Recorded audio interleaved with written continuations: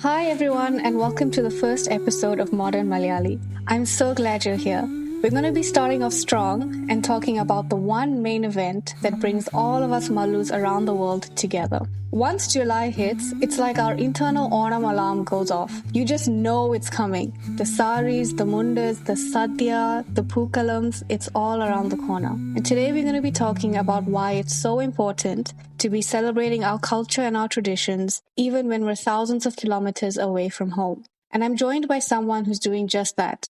I have Elina here with me, who was the president of AYMSA, which is the Association of Young Malayalis in South Africa. So over the last year, she's been creating beautiful and inclusive spaces for young Malayalis to connect with their roots. So Elina, welcome, and I'm so happy to have you here. I'm so excited to be here, and I'm super keen to talk about this and share my experiences and hopefully, relate to other people out there.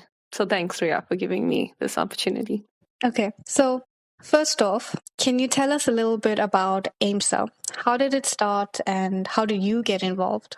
So AYMSA, or the Association of Young Malayalis in South Africa, was actually a society that we sort of started in the Onam of 2023, specifically the society, but Youth Onam, or an Onam where Malayalis between the age of about 18, so your university, the year you go into uni, to about your 30s, 35, that kind of an age group. A youth Onam was always there in South Africa, and it usually was held in Johannesburg.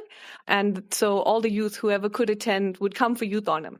And that's the only day out of the entire year where other Malayali youth would meet, socialize, participate in a cultural activity. And that had been going on for a long time, probably about 20 years, until COVID. Then when COVID hit, everything took sort of like a stop, like everything else in this world.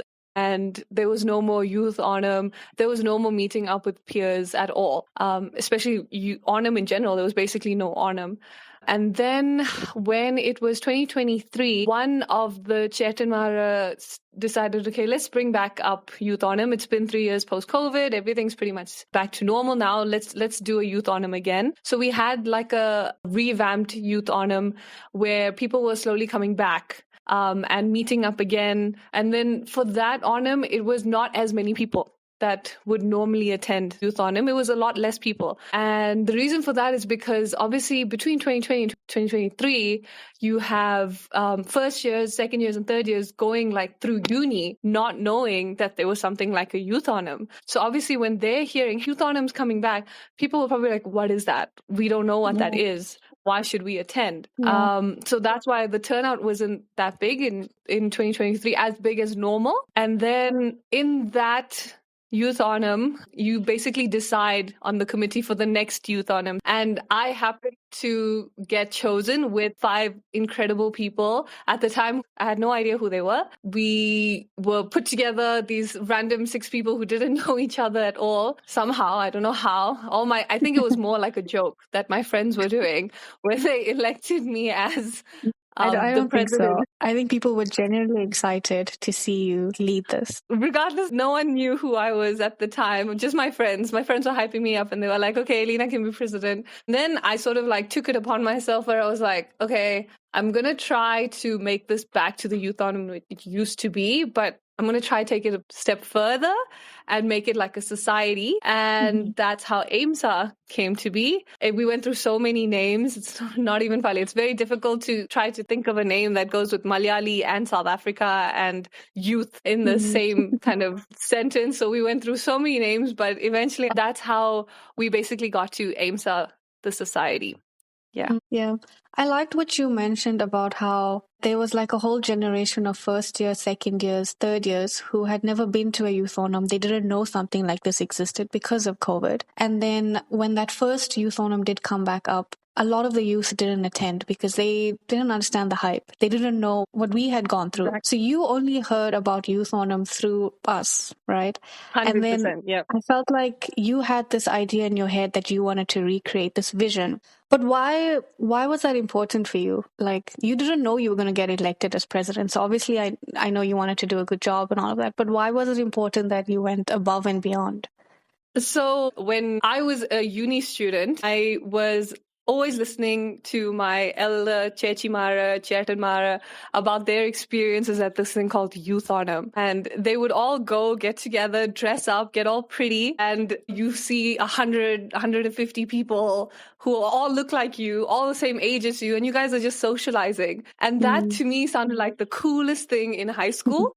And then when I wanted to get to university, I was like, I want to attend that. That is, sounds like the coolest thing. And I want to be part of that. And to be able to, you know, be in a space where it's not normal Onam. It's not like we're with our parents and seeing all these people. We're just with our friends, people who are our age, people who, you know, obviously have the same mindset and cultural background as us. And we're all just hanging out and enjoying each other's time and space. And we're dancing and living that whole Onam celebration together. So when I was in university, unfortunately, I didn't get that because I was studying a little bit further away. Like I said, Youth Onam was happening in Johannesburg and I was in Cape Town, which was like a 2-hour flight away. Or whenever it was time for Youth Onam, I couldn't come down to Johannesburg. Either I was studying or for some reason, there was just no time for me to come there. And everyone would go for Youth Onam and I'm like, oh, I'm in university. I'm still not going for Youth Onam. And in my mind, you know, I had built it up so much. So the 1 year I actually got to go was 2023. And when we went in 2023, I went with the people who had already been as well. And when we got there, it was a lovely Youth Onam. Like, still, when I got there, I was like, oh my gosh, there's people, they're all young, they're all here. And it wasn't even that many people, but it's just such a special thing for me to experience this thing called, in like air commas, Youth Onam, where there's these people all together hanging out. We're all wearing the same kind of clothes and stuff. And we're hanging out. And to me, I enjoyed it so much because this was a first time experience for me. But the people who had gone before, in the years before COVID, they were just like, okay, this is great. This is such a nice Youth Onam, but we knew the Youth Onam before COVID and it was like amazing. And there were so many more people and things like that it was just nostalgic to them. So then I was thinking, you know, just imagine now the generations after me, what if they don't have an experience of Youth Onam at all? And what if they never get to have that feeling that I'm having like a euphoric feeling, a feeling of belonging at a party with all these people around me who look like me, sound like me. I want future generations to feel that too. Hence why it was important to me when I got elected as president. I was like, hey, look at this, crazy. I've been given this opportunity somehow, I don't know how, to like maybe pass on that euphoria, that passion I have for this community we have in SA that we rarely get to hang out with and talk about, and pass it on and maybe make a difference, because I have a little brother. And I want my brother, when he's in uni, hopefully when he's in uni, he'll still be in contact with that Malu like roots, and he'll still have Malu friends somewhere. But if I know, okay, my brother's going to Youth Onam, that will make me feel so good, knowing that our culture is still there, instilled in the future generations as well. And it's also causing them like this whole euphoric experience. That's so true, actually. I think for me, we all grew up outside of Kerala, right? And we weren't really exposed to that many Malayalis outside of our family and outside of our very close Malu family friends. So I really didn't know that there were so many other Malayalis in South Africa as well. So when I heard of Youth Onam, I was like, this is so awesome. This is such a nice opportunity to meet other Malayalis my age who are not related to me, but to just make friends and find a network that, you know, that's outside of my family. So I really loved that you recreated that last year for the younger generation, for the uni kids, to find other Malus outside of their family and their close, like, community. And the other thing that I really liked about Youth Onam, which again, you made that come through last year, was when you're in university, it's so much of fun to get together with all the other Malayalis in your university, come up with a dance. You're meeting up like every weekend or whatever, Yeah. like Yeah. choreographing, fooling around, just playing around, being silly. And eventually you somehow come up with a dance, you get on stage, you perform. And then there's Yeah. like this friendly banter between all universities. And it kind of keeps this like this connection going even after Youth Onam is done. And you'll always remember the people like, oh, I remember that person, she danced, or I remember that guy, he was such a good dancer, that person sang.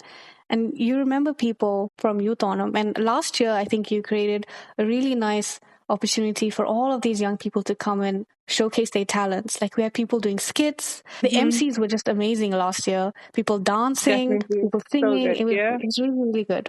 Like, Yeah. I must say that there were people who were in universities, like first years and second years, who didn't even know there were Malayalis in their same year, also in the same university, same year, everything. And they were like, you're in the same like class as me, batch as me. But Exactly. they kind of met because of not just Youth Autumn, but actually AYMSA as well.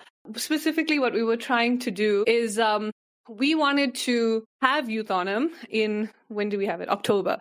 We had it in October, but we didn't want Youth Onam to be the only event where we meet up with everyone. So we thought, okay, let's have a couple of events throughout the year. Let's meet up a couple of times and let's get to build connections, build friendships early on so that when we get to Youth Onam, it's no longer like, hey, nice to meet you. My name's Elina. What do you do? It's more like, Yes, what's exactly. up? I saw you at the last event. It's so nice to see you. Let's go and perform this. Let's do this. Already the friendships were made. Already they were like, people have been communicating throughout the year and getting to know each other so that, you know, when they come to Youth Onam, it's no longer like you're coming to an Onam where you don't know anyone. You're literally coming to this giant party where you know people and you can have so much of fun, and it's so much more personal because like your friends are there, people you've been like hanging out with the whole year, and now we're all together enjoying this side of our culture. That was the whole point of AYMSA. We just wanted to build more connection before Youth Onam, just to make Youth Onam that much better. The other thing I actually wanted to say is when you were talking about the dancing as well, all these students that are meeting up together, performing, some of them come from really far. They don't live in Johannesburg. So Johannesburg is the center city district of South Africa. And then you have Cape Town as well. But then you also have other communities or cities, towns where the population of Malayalis is ginormous. Like in East London, Tata, Queenstown, in the Northwest, Mpumalanga, Limpopo. There's so many Malayalis all throughout South Africa. It's not just Johannesburg. It's not just Cape Town. And we wanted them to come here because obviously they're coming to Johannesburg. They probably don't know many people. But by them coming here and being able to get involved in a community like this with people who they can relate so much to, they don't feel isolated being so away from home. They feel like, okay, I'm still at a home away from home. And maybe that just kept them a little bit comforted as well. When it comes to like dances and stuff, they're out of class, and you know, it's not like they're going and hanging out with their other mates. They're hanging out with people and they're playing Malayalam music, and it's like a random Friday night and they're all just dancing to Malayalam music, practicing these dances. That's like iconic, you know, iconic memories people build. And then when they go back to whichever places they came from, they can be like, you know what, when I was in uni, I didn't feel alone. I didn't feel like I was away from my culture. I felt like I was with my people. And, you know, those memories just last a lifetime. Those late nights trying to choreograph who's standing where, trying to figure out what am I performing, what are we saying, or what games are we doing, who's hustling, who's coming to the event, who's hosting the next event. All those memories literally stay with you for a lifetime. Yeah. Also, what happens after the event? Where are we all going after the event? Where's the party? Who's planning the after party? Where is it? How are we getting there? Because all of us are students. None of us know how to like actually drive. Which car are we going in? So that somebody has to drive us there. Yeah. So these are the memories which are, you know, they stick with you. And who's taking us to McDonald's afterwards? Because you have to have food for the munchies as well. Yeah. I really like the fact that you had created these events building up to the main event. And I think that made a really big difference. So hats off to you and your committee as well for planning all of that and executing it. Because you guys made it really fun. Like all Thank the you. posts that you were posting on Instagram and you're like advertising, you made it really interesting, really entertaining in a way that Thank young you. people would be curious to know, oh, okay, what's this all about? Maybe I'll just rock up for one Yeah. event, see what it's like, and then, Yeah. do you want to talk about those a little bit more and just like explain what you guys did? Yeah, so we knew the end all event would be Youth Onam, but we needed events building up to it. So our first event was something we called Melcow, which is Welcome Backwards, and it's a reference from a Dilip Malayalam movie. And what we basically did is we kept it very lighthearted, and we had like an open invite. We started an Instagram page, and we were like, Melcow Day is happening. Come and see, meet your Malayali peers. And everyone was like, what's going on? What is AYMSA? What is this whole thing? What is Melcow? What are you guys doing? And we were just like, just come. It's literally just a social where different Malayalis from all over Johannesburg at the time were just going to meet up, and we're just going to meet Malayalis of the same age, like youth Malayalis. And everyone met up. We ordered some pizza. We played some board games. And that's how connections started being made. Then the second event was Chilinchaya.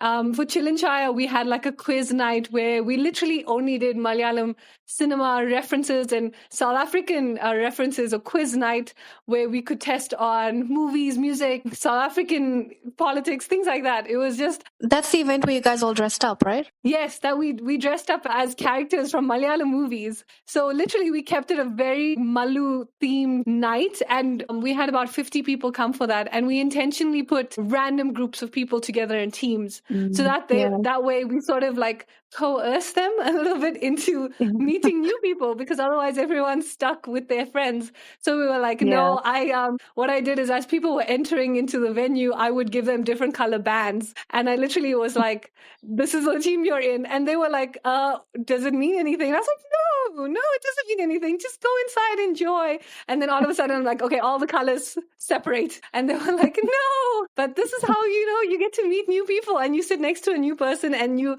for the rest of the night, you were stuck in that group. And it got so much fun because we saw groups winning that were mixed with random people. And these people were doing so well. And I was just like, it was amazing to see that unfold. And thereafter, we started noticing that like our events, we didn't even need to make so many events thereafter. We were focusing on Youth On after that, but people were still meeting up. New groups of people were still hanging out, and they were starting to create dances and stuff for Youth On. So already that push to make friends, work together, create bonds, that was happening because of these previous events. So it was a nice way to sort of ease up towards Youth Onam. And you guys kept posting about it on Instagram, and you really built up that hype, to get people to come. And I remember you being really nervous about the turn up, and then suddenly like there were so many people coming, and it was like a really huge success each of the events.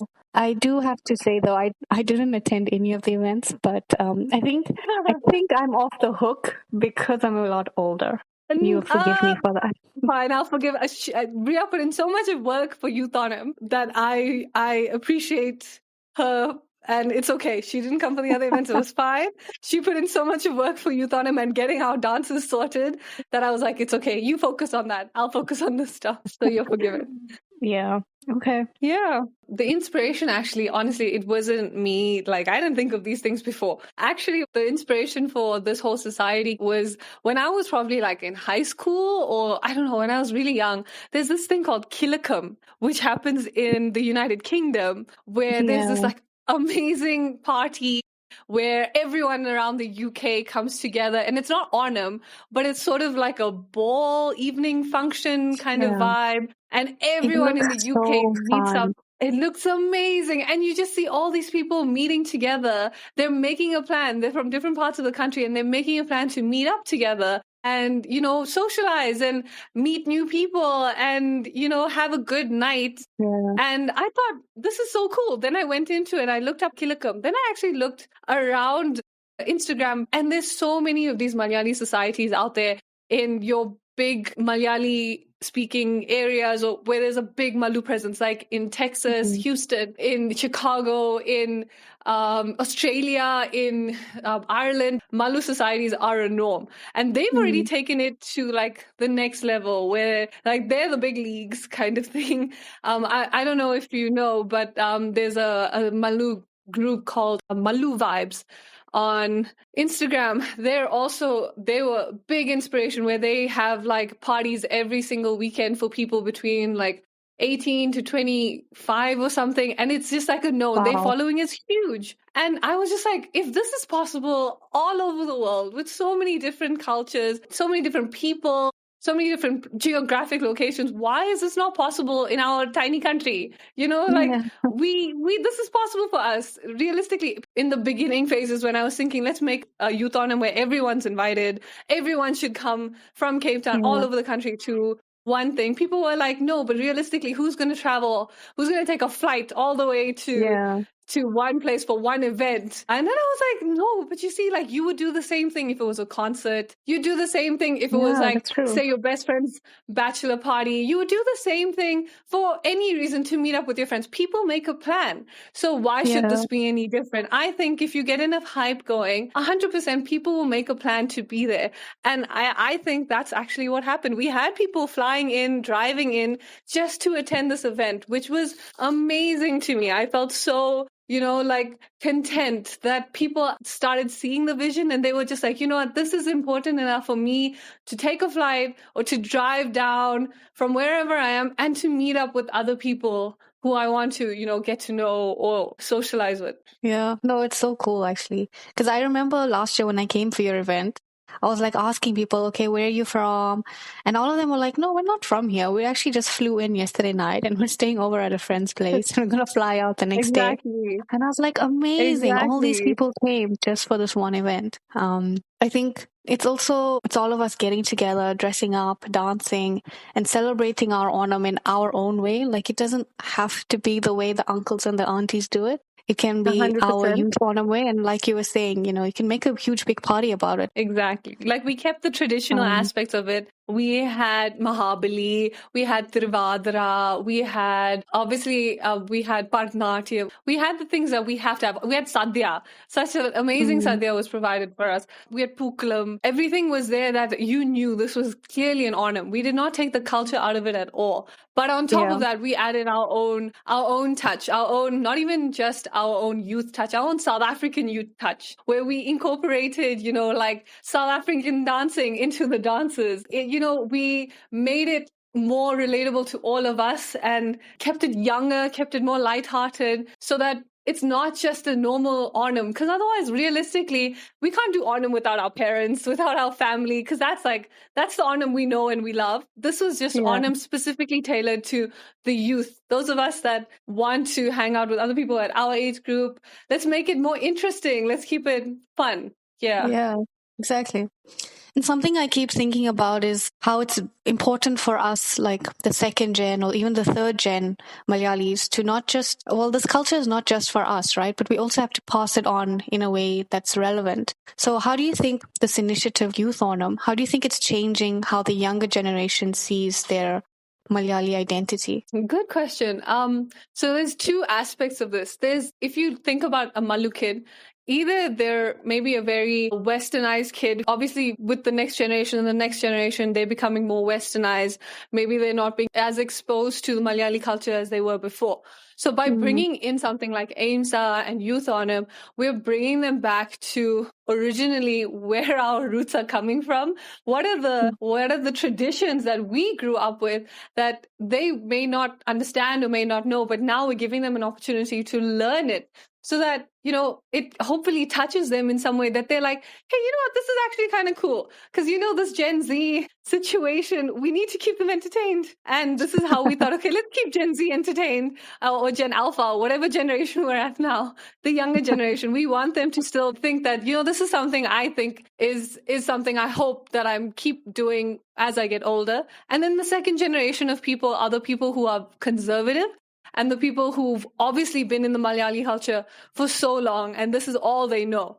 But by incorporating youth Onam, maybe we've given them a little bit more of a Western spin on Onam, the concept of Onam, that it doesn't always need to be this classical Onam where everything is more formal. There's customs we have to follow, A, B, C, D, E, like we need to be very like formal and everyone needs to go home at a certain time kind of thing. Maybe we can show them that, hey, we can actually make like Onam a little bit more fun, a little bit more lighthearted. And that's actually a good thing. Maybe it's nice to have a little bit of like a exciting like twist on Onam that you can remember and you can keep playing into every year, you know? I think what also really helps is that no one was forced to speak Malayalam at the event. None of the speeches, when any of the people in the committee were introducing themselves or talking about the event, no one spoke in Malayalam.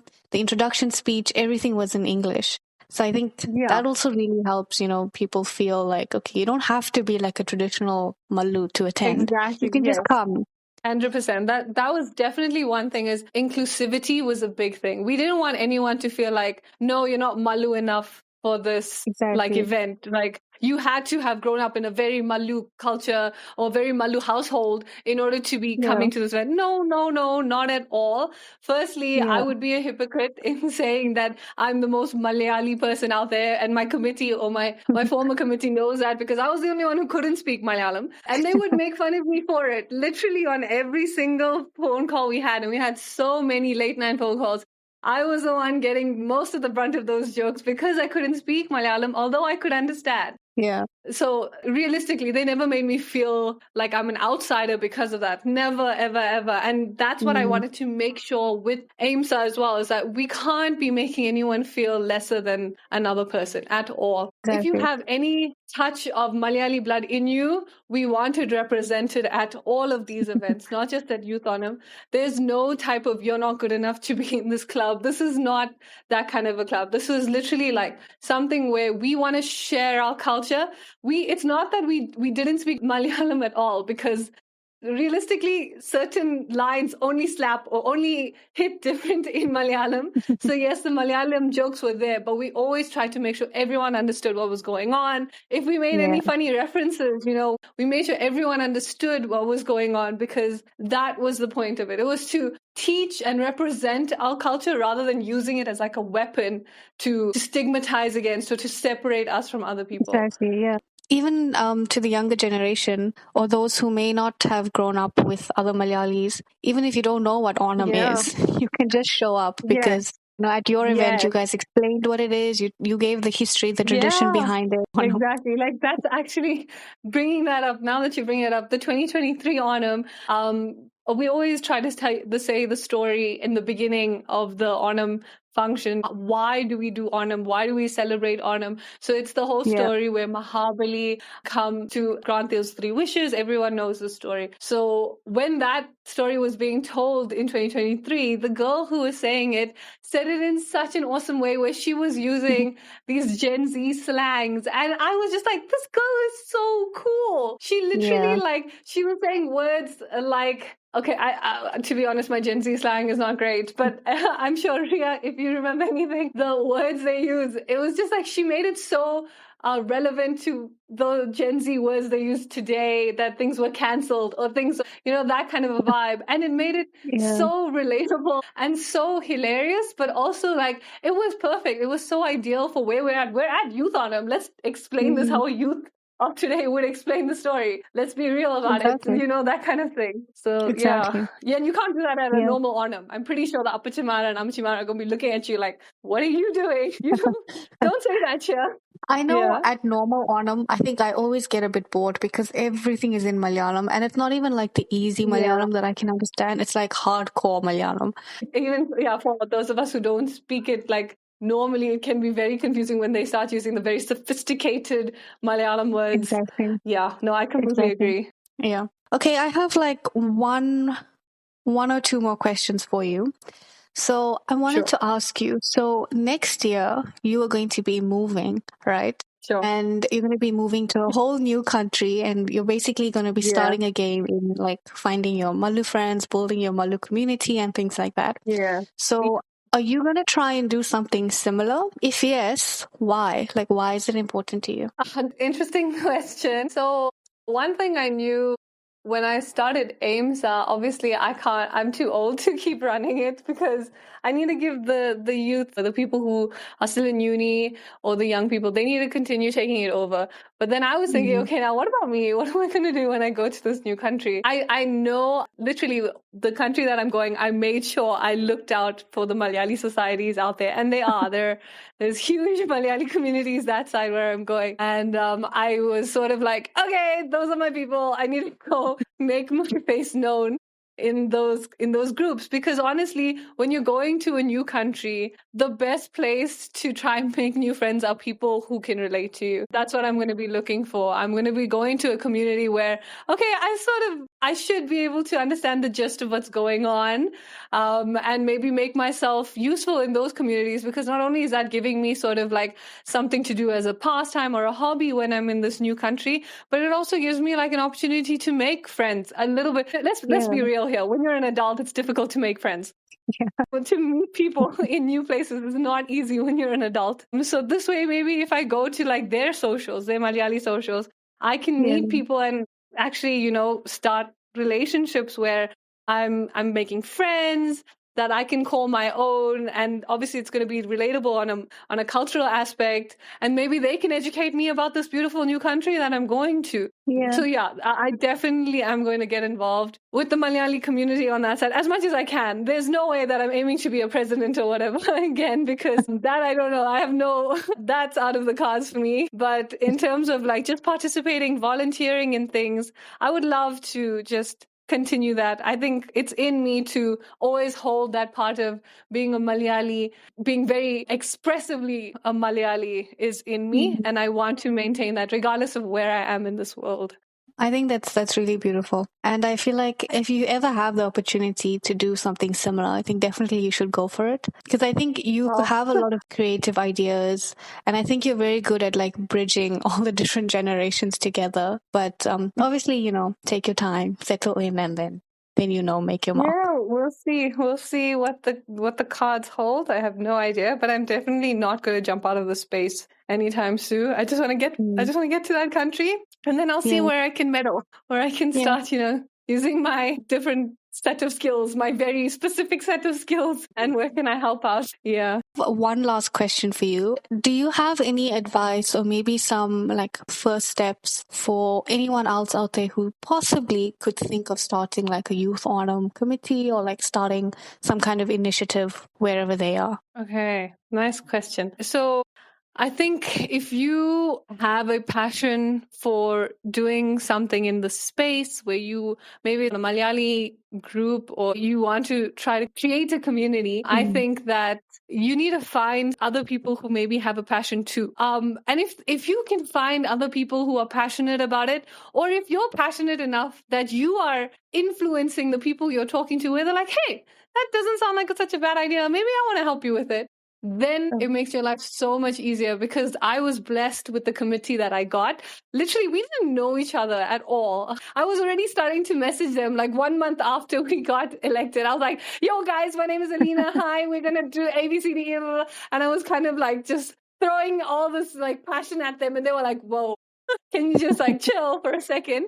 And all of a sudden they started getting into it with my persistence. They were just like, okay, I see the vision. Let's do this 100%. And then this committee just went above and beyond what I ever could have imagined, where all of us did our parts and all of us pushed through, advertised, spoke. We all did what we could. And as soon as you have a team like that, it doesn't matter how many people, it doesn't matter how many things you can accomplish or whatever, but as long as you have people there to support you, you literally can organize whatever event, whether it's an Onam, whether it's something like we did something called Chill and Chaya, whether it's Melkau Day, which is from that Dilip movie.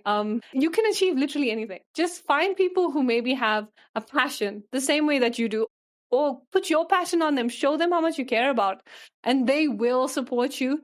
And hopefully you can get to that point where you're trying to be. And even if you don't get to that point, try again. Just keep trying. Honestly, it's so much of fun. You get to make these memories that are just like lasting. And then in that way, you sort of start not influencing, but you start other people start inspiring. You start inspiring other people where they're like, hey, I'm so glad that you did something like this. I've met so many people now who are like, I met my best friend from Youth Onam. And I was just like, that made my heart so sore. Like I met certain people who came to Joburg, they knew no one. And I saw them like a year later and they were just like, yeah, I've met so many friends from Youth Onam. And I was just like, no way. How amazing is that we could have that little bit of a change in these people's lives. And that just gets the ball rolling. I'm telling you, it just picks up on its own. So if you have just like an inkling of passion, go for it. Just do it. Get people to do it with you. 100%. Yeah. That's actually really, really special. And I think when people see someone like you, like leading these things, someone who's young and passionate, it shifts the idea of what like the leader is supposed to look like. It's not always the uncles and the aunties, right? Sometimes it can just be us showing up however we are and just, taking charge. Yeah. 100%. Yeah.